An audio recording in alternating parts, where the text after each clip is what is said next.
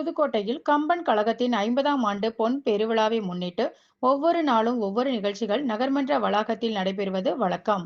அந்த வகையில் 2ஆம் நாள் நிகழ்வாக கம்பன் இசை அரங்கம் நடைபெற்றது.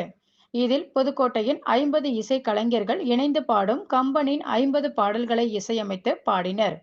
இந்நிகழ்வை காண சுற்று வட்டார பகுதிகளில் இருந்து ஏராளமானோர் கண்டுகளித்தனர்.